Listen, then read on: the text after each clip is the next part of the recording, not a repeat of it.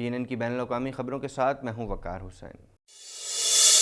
Canada کا wonder land کچھ پابندیوں کے ساتھ 7 جولائی کو دوبارہ کھل جائے گا، جبکہ اونٹاریو حکومت کی جانب سے صوبے میں کھیلوں کی سرگرمیوں کو بھی بحال کیا جائے گا۔ اس حوالے سے مزید جانتے ہیں۔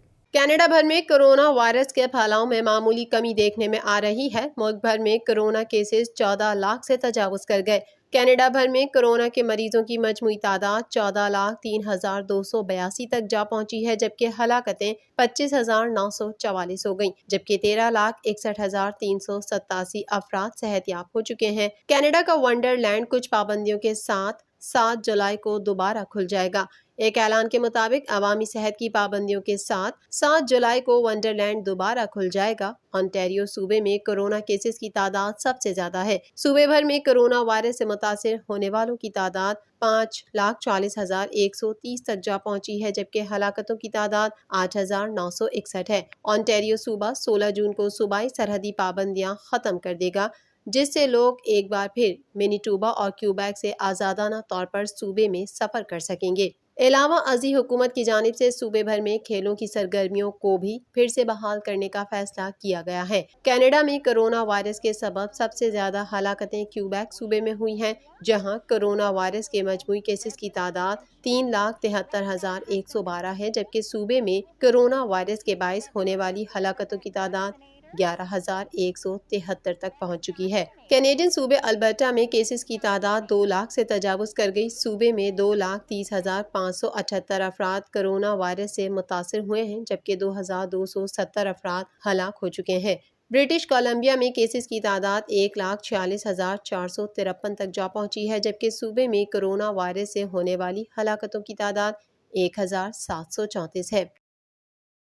کینیڈا کے سابق چیف آف ڈیفنس اسٹاف کے ساتھ سینئر فوجی افسران کے گولف ٹرپ کو قانونی ماہرین نے نامناسب عمل قرار دیا ہے۔ مزید جانتے ہیں اس رپورٹ میں۔ گزشتہ ہفتے کینیڈا کے سابق chief of defence staff general Jonathan Vance کے ساتھ 2 سینئر فوجی رہنما گولف ٹرپ پر گئے تھے، جبکہ وہ ماتحت خواتین کے ساتھ غیر مناسب سلوک کے الزامات کے لیے ملٹری پولیس کی تحقیقات کا سامنا کر رہے ہیں۔ وزارت دفاع کی جانب سے کہا گیا ہے کہ ہرجیت سجن کو ان تینوں کی ٹرپ کے بارے میں علم نہیں تھا۔ واضح رہے، سابق chief of army staff Jonathan Vance کے ساتھی ایک سینئر فوجی افسر کو، جو ان کے گولف کے بھی ساتھی رہے ہیں، انہیں اہم فوجی معاملات کی تفتیش کی مداخلت کرنے کا اختیار حاصل ہے۔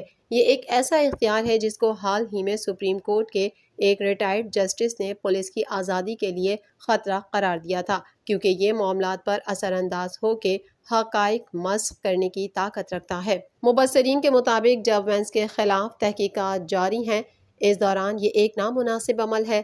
ملٹری پولیس کی تحقیقات میں مداخلت کرنے کے اس اختیار کو سپریم کورٹ کے ریٹائرڈ جسٹس مورس فش نے ملٹری جسٹس سسٹم سے متعلق ایک رپورٹ میں ہٹانے یا کم کرنے کا کہا۔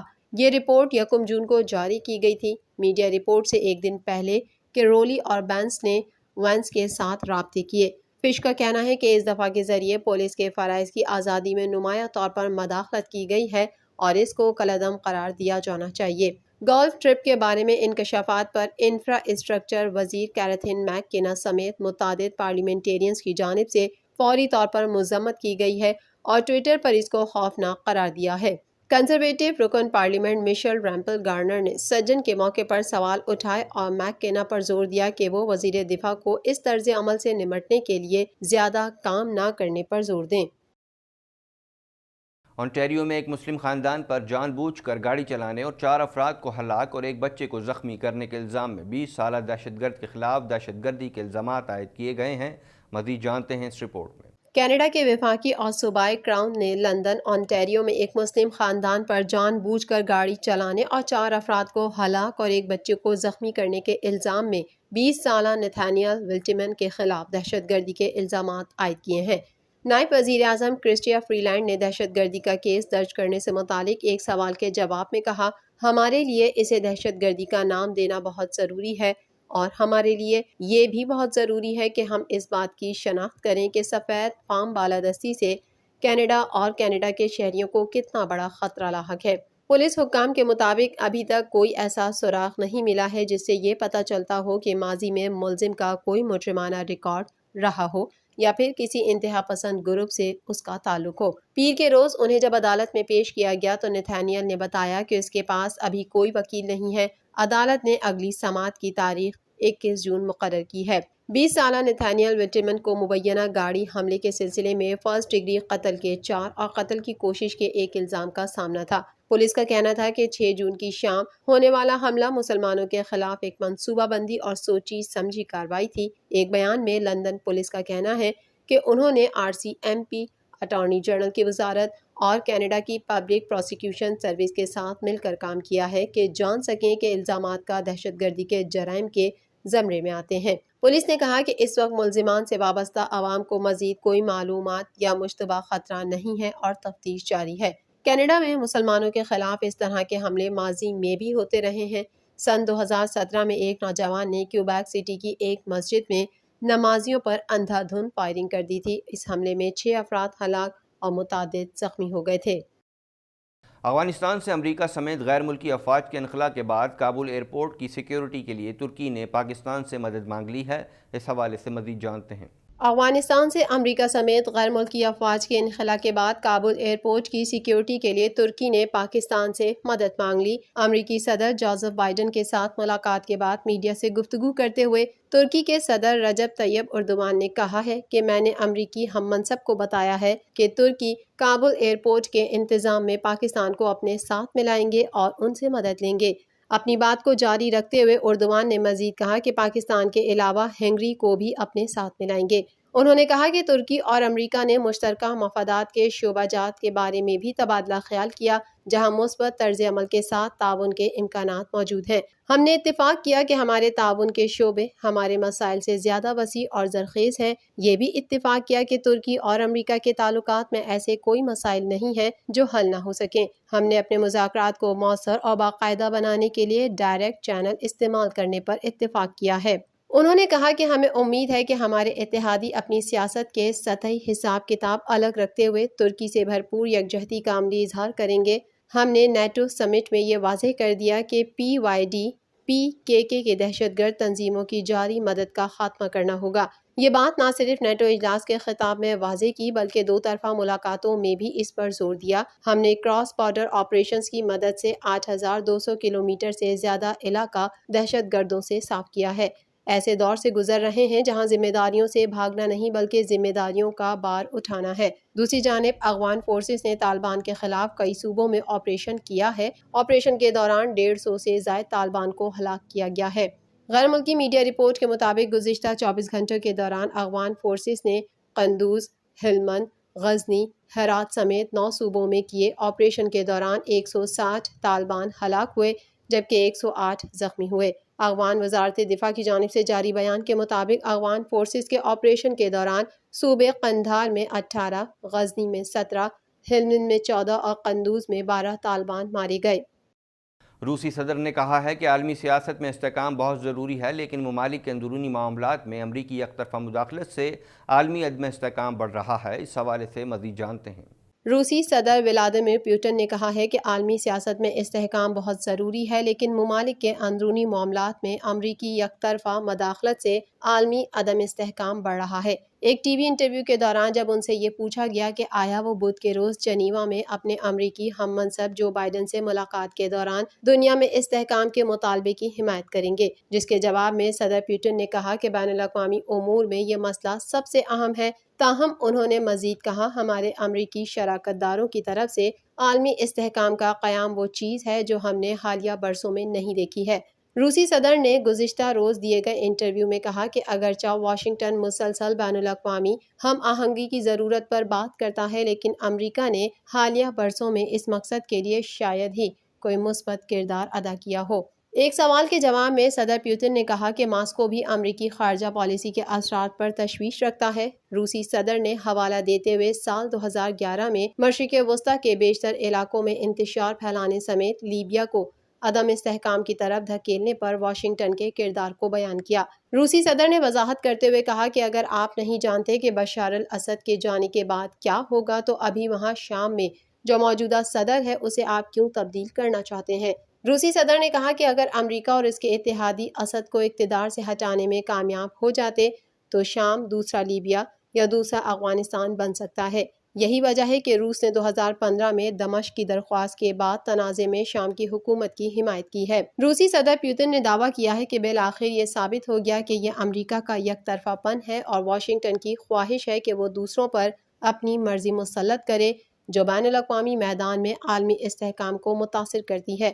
انہوں نے کہا اس طرح عالمی استحکام حاصل نہیں ہوتا۔ انہوں نے مزید کہا کہ جنگ و جدل یا خون ریزی کی بجائے صرف بات چیت ہی عالمی سلامتی اور امن کو یقینی بنا سکتی ہے۔ چین نے مغربی دفاعی اتحاد نیٹو کو خطے میں نیا تنازع کھڑا کرنے سے خبردار کرتے ہوئے کہا ہے کہ نیٹو پالیسیوں کی وجہ سے پیدا ہونے والے منظم چیلنج کا مقابلہ اپنے مغربی اتحادیوں کے ساتھ مل کر کریں گے۔ اس حوالے سے مزید جانتے ہیں۔ چین نے مغربی فوجی اتحاد نیٹو کے رہنما جینس اسٹولٹنبرگ کے چین کو عالمی امن کے لیے خطرہ قرار دینے کے بیان کی شدید الفاظ میں مذمت کی ہے۔ عالمی خبر رساں ادارے کے مطابق چین نے مغربی دفاع اتحاد نیٹو کو خطے میں نیا تنازع کھڑا کرنے سے خبردار کرتے ہوئے کہا ہے کہ نیٹو پالیسیوں کی وجہ سے پیدا ہونے والے منظم چیلنج کا مقابلہ اپنے مغربی اتحادیوں کے ساتھ مل کر کریں گے۔ چین کے وزارت خارجہ کی جانب سے جاری بیان میں مغربی فوجی اتحاد نیٹو کے رہنما جینس اسٹولٹنبرگ کے چین کو عالمی امن کے لیے خطرہ قرار دینے کے بیان کی شدید الفاظ میں مذمت کرتے ہوئے نیٹو کو اقلیت پسندی سے کام لینے کا مشورہ دیا ہے۔ چین نے نیٹو رہنما کے تمام الزامات کو مسترد کرتے ہوئے کہا کہ چین نے کبھی جارحانہ عزائم نہیں رکھے اور نہ ہی وہ خطے میں جنگ کی خواہش رکھتا ہے، بلکہ چین تمام ممالک کے ساتھ احترام کے ساتھ خوشگوار تعلقات چاہتا ہے۔ واضح ہے کہ گزشتہ روز مغربی دفاعی اتحاد نیٹو کے رہنما جینس اسٹولٹنبرگ نے کہا تھا کہ چین کی جوہری ہتھیاروں کی تیاری کے ساتھ خلائی اور سائبر جنگی صلاحیتوں میں اضافہ عالمی امن کے لیے خطرہ بنتا جا رہا ہے۔ برسلز میں نیٹو کے سربراہ اجلاس کے دوران چین کو مستقل سیکیورٹی چیلنج قرار دیا گیا ہے۔ دفاعی اتحاد نے چین کو اپنے نظام کے لیے بڑا چیلنج قرار دیتے ہوئے پہلی بار چین کے فوجی مقاصد کے بھرپور مقابلے کے عزم کا اظہار کیا۔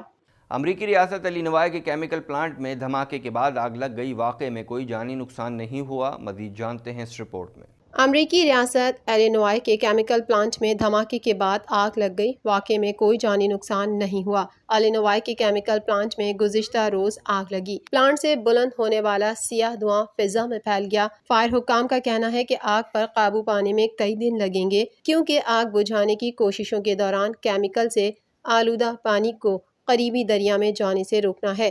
پلانٹ میں آگ لگنے کی وجہ ابھی سامنے نہیں آئی ہے، جبکہ طبی حکام نے قریبی رہائشیوں کو ماسک لگانے اور پلانٹ کا ملبہ جمع نہ کرنے کی ہدایت کر دی ہے۔ واقعے کے وقت پلانٹ میں موجود 70 ملازمین کو بحفاظت باہر نکال لیا گیا ہے۔ برطانوی وزیر اعظم بورس جانسن کا کہنا ہے کہ کرونا وائرس کے بھارتی ڈیلٹا ویرینٹ کے باعث ملک بھر میں مزید ہزاروں اموات ہونے کا خدشہ ہے۔ اس حوالے سے مزید جانتے ہیں۔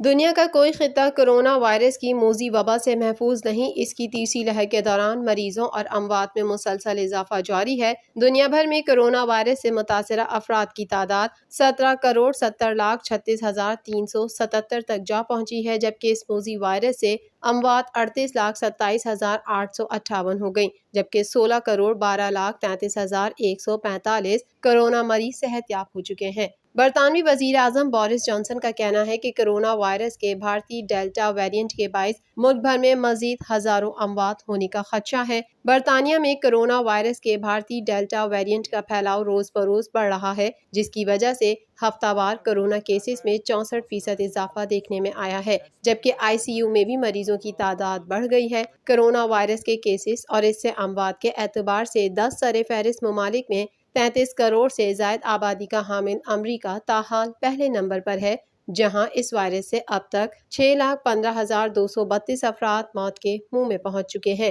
جبکہ اس سے بیمار ہونے والوں کی مجموعی تعداد 3,43,35,239 ہو چکی ہے۔